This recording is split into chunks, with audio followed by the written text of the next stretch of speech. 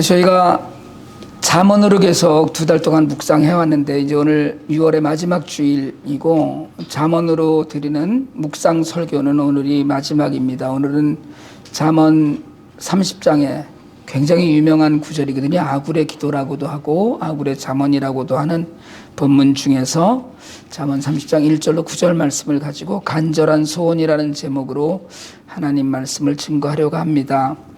성도는 우리가 성도라고 그러잖아요. 하나님을 믿고.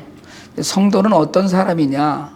성도는 말씀을 듣고 배우며 사는 사람입니다. 그 성도가 누구냐? 예수 믿는 사람이죠. 근데 그냥 예수를 믿는 게 아니고 말씀을 듣고 배우면서 사는 사람이에요. 그러니까 하나님 말씀인 성경을 통해서 하나님은 어떤 분이신지를 배워가고요. 그래서 더 가까이 가고, 그리고 우리는 어떤 존재인지를 깨달아가는 것이고, 그래서 하나님 나라의 백성으로 성경이 가르치는 분명한 삶이 어떠해야 하는지를 알아가면서 실천하면서 사는 사람입니다. 그러니까 사실은 하나님 말씀을 하나도 안 읽고 믿었다거나 기적적으로 믿고는 있지만 성경 전혀 나하고 관계없다, 이거는 성도가 아니죠. 근데 사실은요, 죄성에 우리가 있기 때문에 죄성 가운데 있는 사람은 하나님의 말씀인 성경도 자신이 편한 쪽으로 해석하고 적용해요. 그래서 이게 심하면 이단이 되고, 그렇지 않더라도 사실은 자기 편하게 믿는 이단이나 다름없는, 그러니까 신앙생활 하죠. 실제로는 정통교회라고 하는, 우리가 흔히 이야기하는 침례교회니 개혁교회니 장로교회니 감리교회니 많은 교회, 정통교회도 실제로는 말씀을 목사님들 취향에 따라서 왜곡하기도 하고 살짝 비틀어가면서 전하게 되기도 합니다. 그러면서도 알면서도 알고서도 행하지 않고 몰라서 따르지 못하는 부분도 많아지죠. 그래서 자기 뜻대로 살아요. 사실은 말씀이 아니라. 그러니까 성경 말씀을 읽고 배웠다고 오래 믿는다고 하지만 그래도 내가 생각하는 것이 성경적인가에 대한 고민 없이 우리가 사실은 살고 있습니다. 근데 예수님께서는 요한복음 5장 23절에서 성경을 연구하는 것은 그 안에 영원한 생명이 있는 것이기 때문이다 얘기하셨거든요. 그리고 바로 예수님을 증거하는 것이라고 얘기하셨어요. 그러니까 예수님도 성경을 연구하라고 가르치신 거예요. 그러니까 때때로 우리가 읽기만 하면, 이 통독 우리가 하잖아요. 통독하고 읽기만 하면 너무 그것도 좋긴 한데 자칫하다가는 해석을 잘못할 수도 있다. 자기 편한 대로 갖다 붙이기 쉽다. 이렇게 이야기하죠. 그래서 바울도 디모데에게 진리의 말씀을 바르게 가르치라고 했어요. 그러니까 올바르게 가르친다는 것은 바르게 알고 잘 해석하고, 이 해석이 정말 중요하거든요. 해석하고 그렇게 살라는 말씀과 다르지 않은 것입니다. 그러니까 깊이 생각하면서 길을 찾는 묵상이 아니더라도 우리 매일 하는 1년 통독 가운데서도 하나님이 원하시는 것이 무엇인지 우리가 알아갑니다. 시편을 읽으면서도 우리가 알거든요. 그러니까 성경을 펼쳐서 알아가기는 하는데 사실은 살아가는 게 너무 힘들어요. 말씀대로 살아가는 거. 당연히 미워하지 말아야 되는데 미운 짓만 눈에 띄죠. 사랑해야 되는데 사랑은커녕 꼴보기 싫고요. 용서해야 되는데 갈수록 더 싫어지고, 말씀대로 하자면 손해보는 걸 아니까 적당히 말씀 뒤로 밀어두고, 사실 오늘날 우리도 적당히 타협하면서 많이 살아갑니다. 잠언은 바늘 잠자 말씀 언자거든요. 바늘로 찌르듯 가르치는 교훈이다, 훈계의 말씀이다라는 뜻이에요. 훈계는 바늘로 찌르듯이 일깨워준다는 뜻이니까. 여러분 2달간 우리가 잠언 전체를 매일 묵상으로 묵상하면서 혹시 뭐가 좀 남으셨어요? 찔린 것이 좀 있습니까? 한 절 한 절 읽어가면서 잠언의 여러 구절들이 좋죠. 저는 사실은 잠언 3장 5절 6절을 제 믿음의 근거로 삼고 산다고 말씀드렸었고요. 다 무엇이 지혜이고 무엇이 어리석은 것인지를 가르치잖아요. 잠언에서 중심 요소를 혹시 하나 꼽으라면 9장 10절 말씀인 주님을 경외하는 것이 지혜의 근본이요 거룩하신 일을 아는 것이 슬기의 근본이다라는 말씀을 꼽을 수 있을 것 같아요. 그 외에도 많은 지혜의 말씀이 그 지혜로운 사람과 어리석은 사람을 대비하면서 때로는 옳은 것을 가르치고 때로는 하지 말아야 될 것을 가르치고 있습니다. 그래서 사실은 처음에 제가 말씀드렸던 것처럼 잠언이 31장이잖아요. 이걸 매일 한 장씩 읽으면서 영적으로 성숙해지는 밑거름이 충분히 될 수 있습니다. 그러니까 잠언을 꾸준히 오래 묵상을 하다가 보면 잠언을 매일 읽어가면 가랑비에 옥 젖는다고 그러잖아요. 지혜의 말씀으로 충만함을 느끼는 날이 분명히 옵니다. 아, 내가 뭔가 좀 달라지고 있구나라는 걸 본인이 느끼는 날이 와요.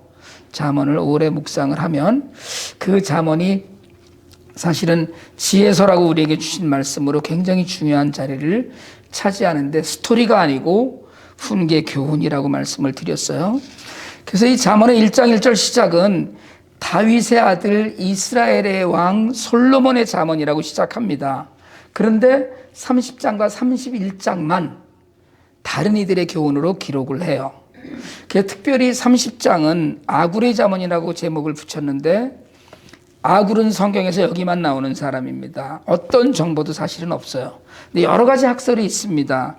그중에 솔로몬 시대의 많은 지혜자 중에 한 사람일 것이라는 것인데 추측이에요. 단서는 없습니다. 하지만 역사에 분명하게 알려지지 않은 지혜의 사람으로 인정되고 유대 전통 가운데 그의 말씀이 지혜의 말씀으로 전승되어 왔고 정경 가운데 포함되었어요. 이 잠언은 아굴이 그의 아들이거나 혹은 제자로 추측되는 이디엘과 우갈에게 남긴 것입니다. 근데 아굴의 잠언은 시작이 심상치 않아요. 지혜자로 여겨지는 잠언, 아굴은 잠언에서 자기의 본래 모습을 이제까지 성경을 썼던 어떤 사람과도 다르게 진술합니다. 여러분 심지어는 뭐 바울은 나는 날마다 직노라 이렇게 얘기하면서도 너희는 나를 본받으라 뭐 이렇게 가르치잖아요. 그런데 2절 3절에서 아굴은 자신을 아주 형편없는 사람으로 묘사해요. 2절에서는 참으로 나는, 3절에서는 나는 이라고 주어를 자기 자신으로 표현하는데 쉽게 얘기하자면 가슴 철렁한 말씀으로 서술합니다. 말씀드렸듯이 이디엘과 우갈이 아들이나 제자라고 한다면 결국은 부모인 나는, 아버지인 나는 또는 스승인 나는 이라는 말로 주어를 해석이 가능한데 부모 또는 스승으로서 자신의 모습을 너무 낮춰서 표현한 건 아닌가 싶어요. 아굴은 나는 사람의 슬기조차 갖추지 못해 다른 사람에 비하면 짐승이나 다름없다고 합니다. 이게 겸손이 아니죠. 근데 나약한 인간의 모습을 그리고 있다고 보여요. 쉽게 얘기하면 이런 거예요. 아빠는 짐승이다 이런 얘기예요. 그러니까 애들더러 야 이놈아 아빠처럼 살아 라고 그렇게 자신 있게 말할 수 있는 사람들이 혹은 뭐 다른 사람이 나처럼 살아라고 얘기할 수 있는 사람들이 얼마나 있을지 모르겠지만 저도 제가 스스로 생각할 때 야 아들아 나를 본받아 살아라 뭐 이렇게 얘기는 못할 것 같아요. 그런데 아굴은 아예 그 얘기를 넘어서서 배우지도 못했고 하나님을 아는 지식도 없다고 이야기를 해요. 성경을 쓴 지혜자인데 성경에 기록된 그러면 뭐 그래도 제가 아빠가 목사인데 하나님 아는 지식도 정말 내가 정말 아는 게 많다 이렇게 얘기할 수 있는 형편이 안 된다는 얘기죠. 여기에 비하면 생각해보면 우리는 아굴보다 좀 뭘 좀 아는지 성경을 읽고 잠언도 이렇게 2달이나 묵상을 하고 그래서 우리는 좀 총명해졌는지 하나님에 대해서 이제는 좀 안다고 할 수 있는지 이게 묵상의 걸림돌이 돼요. 아굴은 자신의 무지를 아들들에게 고백하면서 묻습니다. 이게 2절, 3절이 4절로 결론이 지어지거든요. 4절에 누구인가를 4번, 무엇인가를 2번 물으면서 내가 정말 아느냐고 묻습니다. 욥기 38장 생각나죠? 그러니까 아굴의 무능과 무지는 사실 하나님이 하신 일을 인간이 뭘 알 수 있겠느냐라는 것과 연결이 돼요. 그러니까 악으로는 우리가 모르고 우리가 못하는 일들을 거론하면서 그렇게 자신의 무지를 드러내고 그리고 하나님의 진실을 다시 한번 대비합니다. 그래서 하나님 말씀에 덧붙이지 말아라 이야기하죠. 여러분, 말씀을 해석한다고 하고 말씀을 공부한다고 하지만 사실 많은 경우에 우리는 말씀을 왜곡합니다. 있는 그대로 읽지 못하고요. 뭐 또 사실은 배경을 알지 못하고 2000년이나 3000년 당시의 언어나 문화와 그 관습 같은 것을 오해하기도 하니까 상상하고 추측해요. 그러다 보면 자기 신앙 경험을 내세우는 사람들이 거짓말쟁이가 되기 쉽습니다. 목사들이 범하는 가장 큰 우 중에 하나예요. 사실은 자기가 알고 있는 그 한계 범위 내에서만 해석을 하다 보면 그렇습니다. 하나님 말씀은 그게 아닌데 자기가 아는 것만 옳다고 주장을 해요. 한국 교회가 사실은 오랫동안 그런 병폐에 빠져왔거든요. 세대주의적 관점이나 제상 관점에서 따위에서 벗어나지 못해서 복음주의가 아니라 사실은 보수주의를 강조하는 그런 어리석음을 벗어나지 못했죠. 아군은 그 모든 것에 대해서 경고하는 거예요. 너는 거짓말하는 사람이 될 것이다. 하나님에 대해서 온전히 알지 못하는 자신은 짐승만도 못한 사람이라는 아굴의 고백은 오늘 뭘 좀 안다고 목소리 높이는 우리 모두가 얼마나 어리석은 사람들인지를 깨닫게 합니다. 이처럼 하나님 앞에서 무릎 꿇고 자신을 완전히 낮춘 아굴이 중요한 기도 제목을 하나님 앞에 내놔요. 근데 여러분, 잠언에서 유일하게 오늘 우리가 읽은 성경의 8절 9절이 기도문입니다. 잠언은 기도문이 아니거든요. 8절 9절이 기도문이에요. 다른 9절이 다 사람들을 가르치는 교훈하는 잠언인데 이 9절만 기도예요. 두 가지 기도 제목을 내놓으면서 죽기 전에 이뤄달라고 간절히 구합니다. 첫 번째가 허위와 거짓말을 하지 않게 해달라는 거예요. 여기서의 허위, 헛된 것은 우상을 말합니다. 근데 이 우상을 말한다고 직접적으로 말하기보다는 사실은 자기가 굉장히 중요하게 여기는 세상적인 것들이거든요. 여러분, 하나님 이외의 자신 속에 가장 소중하게 생각하는 가치가 우상이에요. 하나님보다 더 소중하게 생각하는 가치. 세상 사람들에게는 그게 돈일 수 있습니다. 여러분, 돈은 힘이 있잖아요.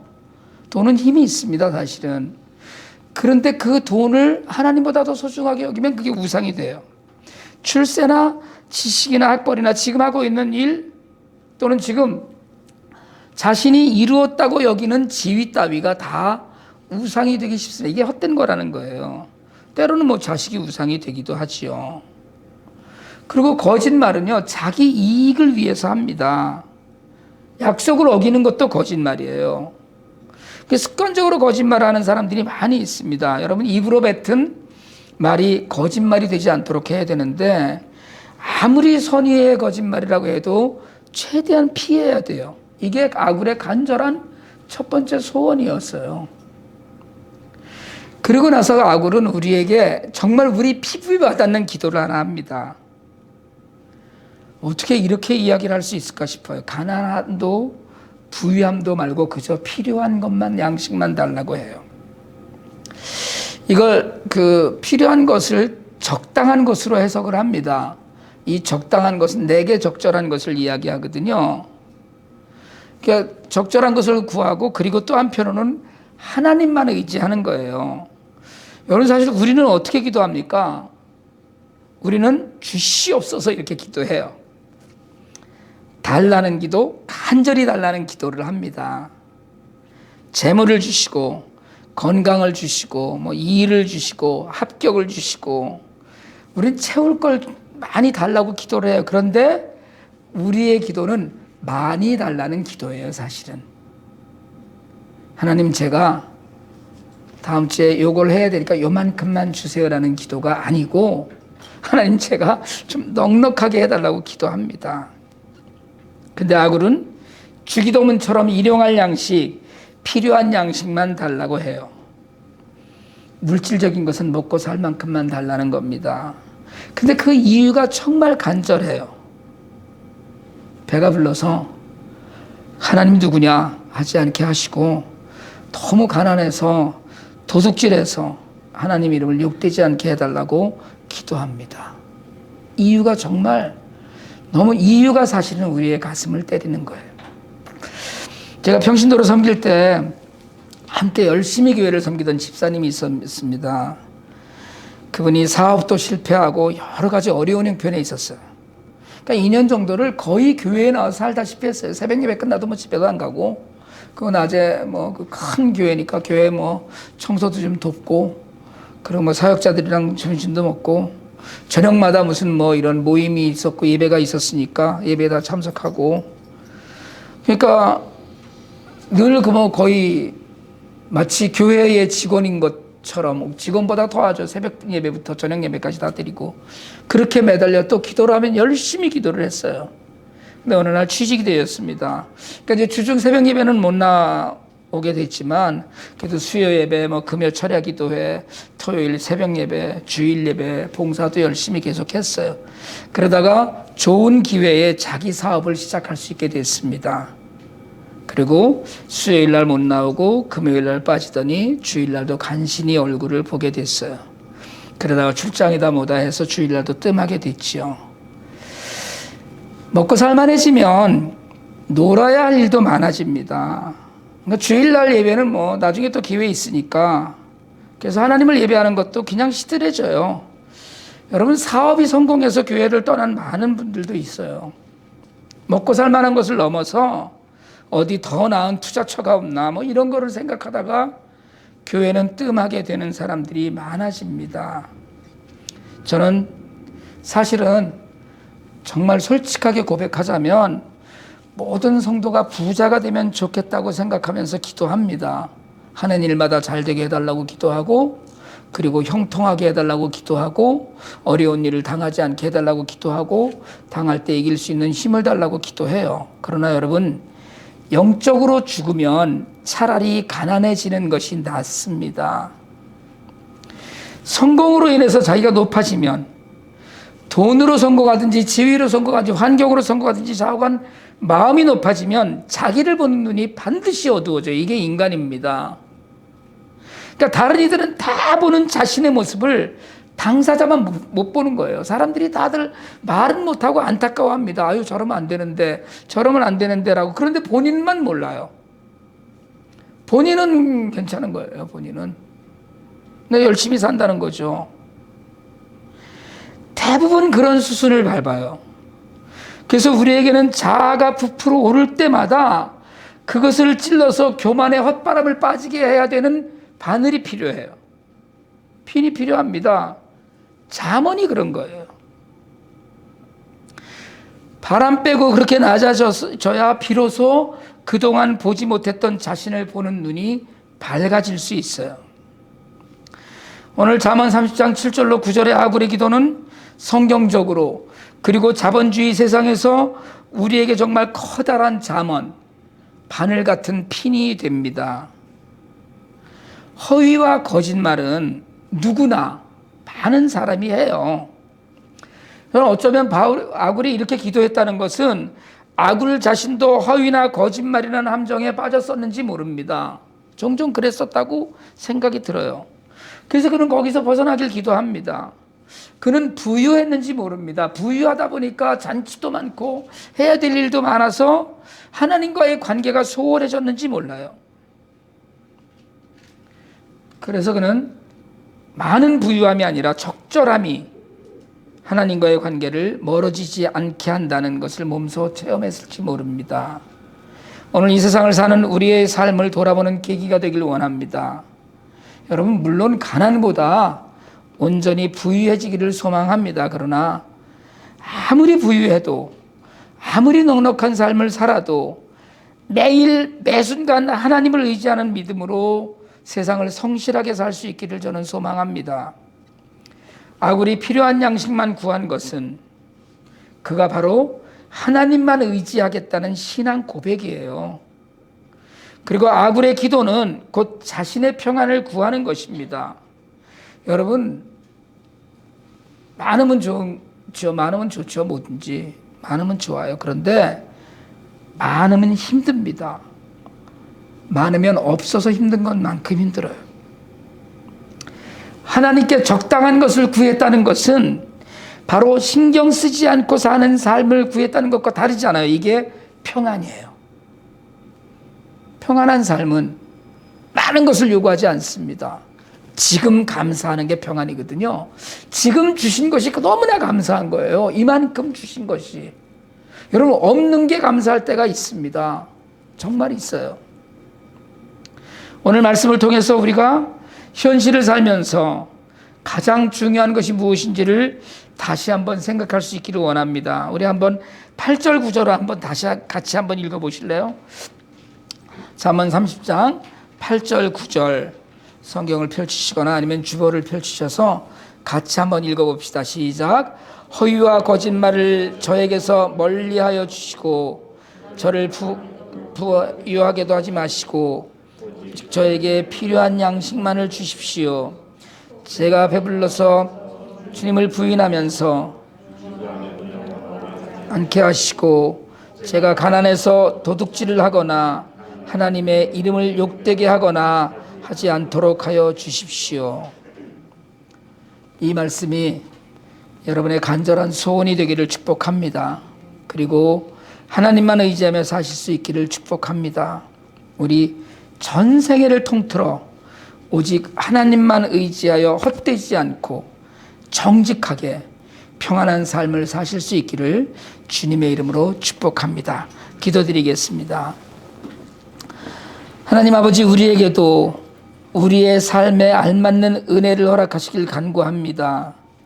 하나님 아버지, 우리도 아굴처럼 가난하여 죄짓지 않고 부하여 하나님이 떠나는 일이 없기를 소망합니다.